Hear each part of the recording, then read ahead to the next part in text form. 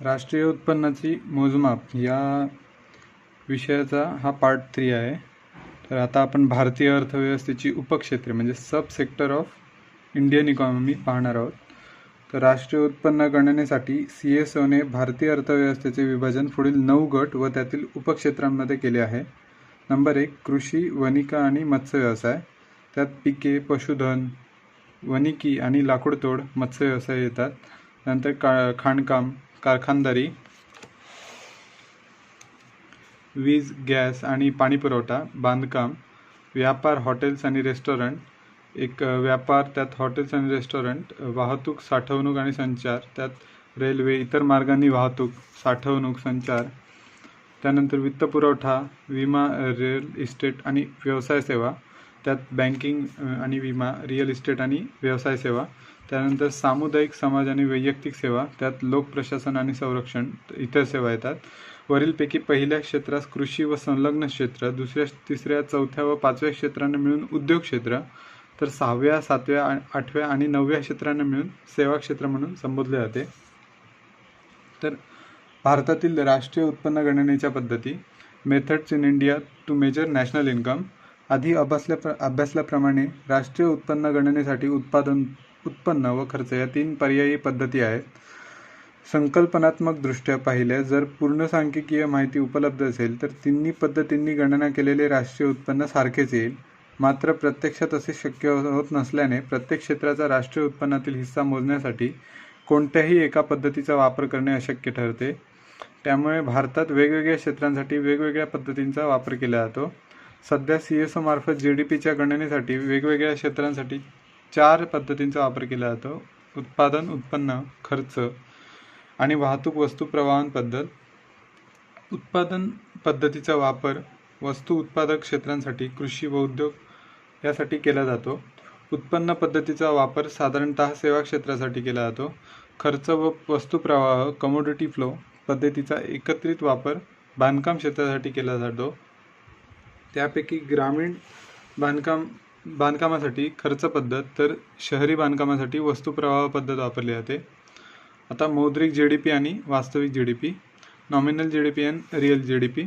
बाजारभावाला मोजलेल्या GDPला मौद्रिक GDP म्हणजेच नॉमिनल GDP, तर स्थिर किमतीने मोजलेल्या GDPला वास्तविक GDP म्हणजेच रिअल GDP असे म्हणतात. याचे स्पष्टीकरण पुढील प्रमाणे. बाजारभावाला मोजलेले GDP म्हणजे सर्व उत्पादन संस्थांच्या एका वर्षाच्या मूल्यवर्धितांची बेरीज होय. म्हणजेच त्यांनी एका वर्षात निर्माण केलेल्या सर्व अंतिम वस्तू व सेवांच्या बाजारभावांची बेरीज होय. दुसऱ्या भाषेत मौद्रिक GDP इज इक्वल टू अंतिम वस्तू व सेवा त्यांच्या किमती. यावरून स्पष्ट होते की GDPमध्ये वाढ 2 कारणांमुळे होऊ शकते. नंबर 1 वस्तू व सेवांचे अधिक उत्पादन झाल्यामुळे आणि वस्तू व सेवांच्या किमती वाढल्यामुळे. जर GDPतील वाढ पहिल्या कारणामुळे असेल तर ती खऱ्या आर्थिक वृद्धीचे सूचक असते, कारण अधिक वस्तू व सेवांचे उत्पादन झाले आहे असा त्याचा अर्थ होतो. मात्र केवळ किमती वाढीमुळे GDP वाढत असेल तर ती वाढ केवळ आभासी असते. म्हणून किमतीच्या वाढीचा प्रभाव काढून टाकल्यास प्राप्त होणारे GDP वास्तविक GDP असे म्हणतात. वास्तविक GDPची गणना करण्यासाठी आधारभूत वर्ष व स्थिर किमतीची संकल्पना वापरली जाते. आता हा जो टॉपिक आहे, चालू किमती, स्थिर किमती व आधारभूत वर्ष, त्यातला आधारभूत वर्षावर नेहमी प्रश्न येतो. Current prices, constant prices and base year. Base year म्हणजेच आधारभूत वर्ष. संबंधित वर्षातील प्रचलित किमतींना त्या वर्षाच्या चालू किमती असे म्हणतात. संबंधित वर्षातील प्रचलित किमतींना त्या वर्षाच्या चालू किमती असे म्हणतात. त्या वर्षातील चालू किमतींना मोजलेल्या GDPला मौद्रिक GDP असे म्हणतात. मात्र वास्तविक GDP मोजण्यासाठी स्थिर किमतींचा वापर केला जातो. ते पुढील उदाहरणाद्वारे स्पष्ट होईल. समजा एका देशात पेन तयार करणारा एकच कारखाना आहे, त्यामुळे त्या कारखान्याचे मूल्यवर्धित हे देशाचे GDP असेल. समजा 2001 मध्ये 100 पेनांचे उत्पादन झाले व प्रत्येक पेनाची किंमत 10 रुपये आहे, त्यामुळे 2001 सालचे मौद्रिक GDP रुपये 1000 असेल. 2002 मध्ये 150 पेनांचे उत्पादन होऊन जर पेनाची किंमत 15 रुपये झाली असेल तर 2002 सालचे मौद्रिक GDP 2250 असेल. मात्र वाढलेल्या किमतींचा प्रभाव काढून टाकण्यासाठी 2001 सालच्या किमतीचाच वापर केल्यास वास्तविक GDP रुपये 1500 असेल. तर 2003 साली 200 पेनांचे उत्पादन होऊन पेनाची किंमत 20 रुपये झाली असेल तर 2003 सालचे मौद्रिक GDP रुपये 400 असेल. तर वास्तविक GDP रुपये 2000 असेल. पुढील वर्षासाठी अशाच पद्धतीने गणना करता येईल. येथे 2001चे आधारभूत वर्ष आहे, तर आधारभूत वर्षाच्या चालू किमती पुढील गणनेसाठी स्थिर मानण्यात आलेल्या आहेत. असेच वर्ष आधारभूत वर्ष म्हणून निवडले जाते, जे किमतींच्या दृष्टीने एक सामान्य वर्ष असते, म्हणजे त्या वर्षातील किमतींमध्ये मोठी चढउतार झालेली नसते. आधारभूत वर्षाचा किंमत निर्देशांक 100 इतका मानला जातो. प्रत्यक्षात कोणत्याही वर्षाचा प्रथम चालू किमतींना GDP मोजला जातो, तर त्यानंतर त्याचे रूपांतर स्थिर किमतींनी मोजलेल्या GDP केले जाते. त्यासाठी आधारभूत वर्षाचा किंमत निर्देशांक 100 इतका मानला जातो. उदाहरणार्थ, जर 2001 हे आधारभूत वर्ष असेल, तर 2003चा स्थिर किमतींना GDPने पुढील सूत्राने काढले जाते. 2003चा स्थिर किमतींना GDP = 2003च्या चालू किमतींना GDP गुणिले आधारभूत वर्षाची किंमत निर्देशांक भागिले 2003चा किंमत निर्देशांक, म्हणजे 2003च्या स्थिर किमतींना GDP = 2003च्या चालू किमतींना GDP गुणिले 100 भागिले 2003चा किंमत निर्देशांक. तर असा GDP काढला जातो. त्यानंतर भारतातील आधारभूत वर्षांच्या शृंखला series of base years in India. स्थिर किमतींवर राष्ट्रीय उत्पन्नाच्या मोजमापासाठी आतापर्यंत जी आधारभूत वर्ष वापरण्यात आली आहेत त्यांच्या शृंखला खालीलप्रमाणे. CSOने आपल्या स्थापनेनंतर राष्ट्रीय उत्पन्नाच्या गणनेसाठी 1948 ते 1949 हे आधारभूत वर्ष निर्धारित केले. त्या आधारावर स्थिर किमतींवर राष्ट्रीय उत्पन्नाची आकडेवारी सर्वप्रथम 1956 मध्ये जाहीर केली. या शृंखलेसाठी 1956 मध्ये जाहीर केली. या शृंखलेसाठी भारतीय अर्थव्यवस्थेस 13 क्षेत्रांमध्ये विभाजित करण्यात आले होते. त्यानंतर आधारभूत वर्ष वेळोवेळी अद्ययावत करण्यात आले. ऑगस्ट 1967 पासून 1960 ते 61 हे वर्ष आधारभूत वर्ष म्हणून स्वीकारण्यात आले. त्याचबरोबर भारतीय अर्थव्यवस्थेचे वर्गीकरण प्रथमच 3 क्षेत्रांमध्ये प्राथमिक, द्वितीयक व तृतीय क्षेत्रे व 13 उपक्षेत्रांमध्ये करण्यात आले. CSOने तिसऱ्या शृंखलेसाठी जानेवारी 1978 पासून 1970 ते 71 मध्ये, तर चौथ्या शृंखलेसाठी फेब्रुवारी 1988 पासून 1980 ते 81, पाचव्या शृंखलेसाठी फेब्रुवारी 1999 पासून 1993-94, तर सहाव्या शृंखलेसाठी जानेवारी 2006 पासून 1999 ते 2000 या आधारभूत वर्षांचा स्वीकार केला. CSOने जानेवारी 2010 मध्ये 7वी शृंखला सुरू केली. त्यासाठी आधारभूत वर्ष म्हणून 2004 ते 5 हे वर्ष स्वीकारण्यात आले. हे वर्ष अभिजित सेनगुप्ता कार्यदलाच्या शिफारसीनुसार स्वीकारण्यात आले. सध्या राष्ट्रीय उत्पन्न गणनेच्या 8व्या शृंखलेसाठी जानेवारी 2015 पासून 2011 ते 12 या आधारभूत वर्षांची निवड करण्यात आलेली आहे. प्रोफेसर के. सुंदरम यांच्या सल्लागार समितीने या वर्षाची शिफारस केली होती. आता GDP अवस्फीतिक म्हणजे GDP डिफ्लेटर. आधारभूत किमतींचा वापर केल्याने राष्ट्रीय उत्पन्नाच्या आकड्यांची वर्षनिहाय तुलना करणे शक्य होते. त्यामुळे प्रत्येक वर्षासाठी चालू किमतींना मौद्रिक GDP आणि स्थिर किमतींना वास्तविक GDP मोजले जाते. मौद्रिक GDP व वास्तविक GDPच्या भागाकाराला GDP अवस्फीतिक म्हणजे GDP डिफ्लेक्टर असे म्हटले जाते. GDP डिफ्लेक्टर = मौद्रिक GDP / वास्तविक GDP. एखाद्या वर्षाचे GDP अवस्थितिक वरून त्या वर्षाच्या किमती आधारभूत वर्षातील किमतींच्या तुलनेत किती प्रमाणात वाढलेल्या किंवा कमी झाल्या आहेत याची कल्पना येते. त्यामुळे GDP डिफ्लेक्टर हे किंमत वाढ किंवा घट मोजण्याचे निर्देशक आहे. GDPतील वाढ व घट मोजण्याचे नव्हे. आधारभूत वर्षाचा GDP डिफ्लेक्टर एक असतो. कोणत्याही वर्षाचा GDP डिफ्लेक्टर 1 पेक्षा अधिक असल्यास त्या वर्षातील चालू किमती आधारभूत वर्षातील किमतींपेक्षा जास्त आहेत आणि 1 पेक्षा कमी असल्यास त्या वर्षातील चालू किमती आधारभूत वर्षातील किमतीपेक्षा कमी आहे असा त्याचा अर्थ होतो. भारताचे GDP ऑफ इंडिया. GDPच्या मोजमाप पद्धतीत बदल. जानेवारी 2015 पासून GDP मोजमापाशी संबंधित पुढील महत्त्वाचे बदल करण्यात आले. भारतात हेडलाईन GDP म्हणून घटक किमतींना मोजलेल्या GDPचा म्हणजे GDP-FCचा वापर केला जात असे. मात्र जानेवारी 2015 पासून त्याऐवजी स्थिर बाजार किमतींना मोजलेल्या GDPचा म्हणजे GDP at constant market prices वापर सुरू करण्यात आला आहे. स्थूल मूल्यवर्धिताचे म्हणजेच ग्रॉस व्हॅल्यू ॲडेड GVA मोजमाप करण्यासाठी मूलभूत किमतींचा म्हणजेच बेसिक प्राइजेसचा स्वीकार करण्यात आला आहे. मूलभूत किमतींमध्ये केवळ उत्पादन कर व अनुदानांचा म्हणजेच प्रोडक्शन टॅक्सेस अँड सबसायडीज विचार केला जातो. उत्पादक कर व अनुदानांचा प्रोडक्ट टॅक्सेस अँड सबसिडीचा विचार केला जात नाही. घटक किमतींमध्ये या दोन्ही प्रकारच्या कर व अनुदानांचा विचार केला जातो. भारताच्या GDP बद्दलची अलीकडची महत्त्वाची आकडेवारी पुढील प्रमाणे. ती आकडेवारी बघून घ्या. तर यावरून भारताचे GDP 2018-19 मध्ये 140 लाख कोटी रुपये इतके होते, तर दरडोई उत्पन्न 1,26,406 रुपये इतके होते. डॉलरमध्ये मोजल्यास भारताचा GDP 2017 मध्ये $2.597 ट्रिलियन इतका झाला असून भारत जगातील 6व्या क्रमांकाची अर्थव्यवस्था बनला. आता भारताच्या GDPचे क्षेत्रीय वितरण. Sectoral composition of India GDP. CSOने जाहीर केलेल्या आकड्यानुसार गेल्या काही वर्षांमध्ये भारताच्या GDP मधील कृषी उद्योग व सेवांचा हिस्सा पुढील प्रमाणे.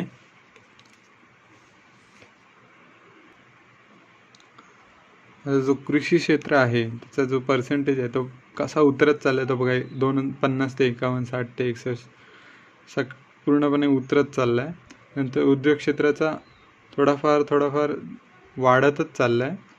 त्यानंतर तो कॉन्स्टंट आहे. आणि सेवा जी क्षेत्र आहे त्याचा पर्सेंटेज म्हणजे जो हिस्सा आहे तो वाढत चालला आहे. आता GVA मधील हिस्सा 2011 ते 12च्या किमतीनुसार, जो की थोडाफार कॉन्स्टंटच आहे GVAचा हिस्सा. RE रिवाइज एस्टिमेट आणि P = प्रोव्हिजनल एस्टिमेट लक्षात ठेवा. याचे सोर्सेस CSO आहे. वरील सारणीवरून पुढील बाबी स्पष्ट होतात की भारताच्या GDP मधील कृषी क्षेत्राचा हिस्सा सतत कमी होत गेला, तर सेवा क्षेत्राचा हिस्सा सतत वाढत गेला. उद्योग क्षेत्राचा हिस्साही वाढत गेला, मात्र अलीकडे उद्योग क्षेत्राचा हिस्सा साधारणतः स्थिर आहे. भारताची अर्थव्यवस्था कृषी आधारित अर्थव्यवस्थेकडून सेवा आधारित बनत आहे. सेवा क्षेत्राचा हिस्सा कृषी व उद्योग क्षेत्रांच्या एकूण हिस्सापेक्षा 1.5 पटीने अधिक आहे. GDP मधील कृषी क्षेत्राचा हिस्सा कमी होणे हा भारतीय अर्थव्यवस्थेतील सकारात्मक संरचनात्मक बदल दर्शवतो. क्रयशक्ती किंवा खरेदी शक्ती समानता, पर्चेसिंग पॉवर पॅरिटी PPP हा निर्देशांक दोन चलनांच्या खरेदी शक्तीची किंवा क्रयशक्तीची तुलना करण्यासाठी वापरला जातो. त्यासाठी कोणत्याही देशाच्या चलनाच्या खरेदी शक्तीची तुलना अमेरिकन डॉलर्स खरेदी शक्तीशी केली जाते. उदाहरणार्थ $1 अमेरिकेत जेवढ्या वस्तू व सेवा विकत घेऊ शकतो तेवढ्याच वस्तू व सेवा भारतात विकत घेण्यासाठी जेवढे रुपये लागतील तेवढ्या रुपयांची $1 खरेदी शक्ती समान असेल. तेवढे रुपये बरोबर $1 असा जो दर येईल त्याला या दोन चलनांची क्रयशक्ती समानता असे संबोधले जाते. तर क्रयशक्ती समानतेचा दर दोन चलनांचा वास्तविक विनिमय दर म्हणजेच रिअल एक्सचेंज रेट दर्शवतो. तो त्या चलनांच्या मौद्रिक विनिमय दरापासून भिन्न असतो, म्हणजे नॉमिनल एक्सचेंज रेटपेक्षा भिन्न असतो. उदाहरणार्थ जर $1 व $1 यांचा मौद्रिक विनिमय जर $1 = 60 रुपीज असा असेल तर रुपया व डॉलर यांमधील क्रयशक्ती समानता पुढील सूत्राद्वारे काढली जाईल. $1 × अमेरिकेतील किंमत निर्देशांक = 60 रुपीज × भारतातील किंमत निर्देशांक. आता हरित GDP म्हणजेच ग्रीन GDP. आर्थिक वृद्धीबरोबरच पर्यावरणाची हानीसुद्धा घडून येते. अशी हानी घडू न देता शक्य असलेले GDP म्हणजेच हरित GDP होय असं म्हणता येईल. यावरून हरित GDPचे संकलनात्मक सूत्र पुढील प्रमाणे सांगता येईल. हरित GDP = पारंपरिक GDP - पर्यावरणीय हानीचे मूल्य. जगात हरित GDP मोजण्याची यथायोग्य सर्वमान्य पद्धत शोधून काढणे शक्य झालेले नाही. चीन 2006 साली 2004 या वर्षाचे हरित GDPचे आकडे प्रकाशित केले होते. मात्र राजकीय कारणांमुळे 2007 पासून त्यांनी या पद्धतीचा त्याग केला. भारतात सर पार्थ दासगुप्ता यांच्या अध्यक्षतेखाली एक समिती स्थापन करण्यात आली होती. या समितीने एप्रिल 2013 मध्ये green national accounts India a framework या नावाने आपला अहवाल सादर केला. त्यात त्यांनी हरित GDP मोजण्याबाबत काही शिफारसी केल्या होत्या. तर आपण भारताचे जागतिक अर्थव्यवस्थेतील स्थान पाहणार आहोत. India's place in world economy. दरवर्षी जागतिक संघटनांमार्फत विविध देशांच्या राष्ट्रीय उत्पन्नाची गणना केली जाऊन त्यांचे वर्गीकरण विविध गटांमध्ये केले जाते. उदाहरणार्थ जागतिक बँकेचा म्हणजे जागतिक विकास अहवाल, वर्ल्ड डेव्हलपमेंट रिपोर्ट, IMF चा जागतिक आर्थिक परिदृश्य, वर्ल्ड इकॉनॉमिक आउटलुक इत्यादी. जागतिक बँक दरवर्षी 1 जुलै रोजी जागतिक बँकेच्या आर्थिक वर्षाच्या सुरुवातीला जगातील देशांचे विविध उत्पन्न गटांमध्ये कमी, मध्यम व उच्च उत्पन्न गट वर्गीकरण करण्यासाठी निकष जाहीर करते. देशांचे हे वर्गीकरण दरडोई स्थूल राष्ट्रीय उत्पन्नाच्या म्हणजेच पर कॅपिटा GNI च्या आधारे केले जाते. त्यानुसार जगातील विविध देशांचे वर्गीकरण दरवर्षी बँकांमार्फत प्रकाशित केल्या जाणाऱ्या जागतिक विकास अहवाल WDR मध्ये केले जाते.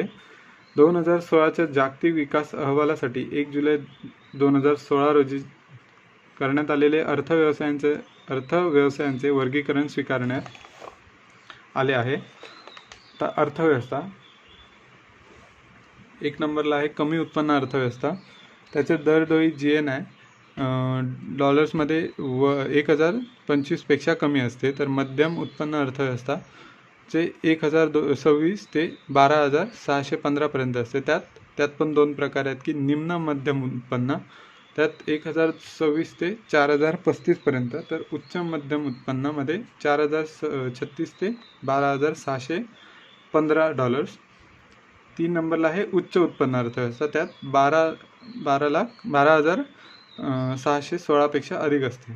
आता भारताची गणना सध्या निम्न मध्यम उत्पन्न देशांच्या गटांमध्ये करण्यात आली आहे. GNI नुसार क्रमवारी, रँकिंग अकॉर्डिंग टू GNI. विविध देशांच्या GNI ची तुलना करण्यासाठी प्रत्येक देशाच्या GNI चे म्हणजे संबंधित देशाच्या चलनात मोजलेले रूपांतर डॉलर मूल्यामध्ये करणे गरजेचे असते. हे रूपांतर 2 प्रकारच्या दरांनी केले जाते. नंबर 1 मौद्रिक विनिमय दर, नॉमिनल एक्सचेंज रेट. नंबर 2 वास्तविक विनिमय दर, रिअल एक्सचेंज रेट.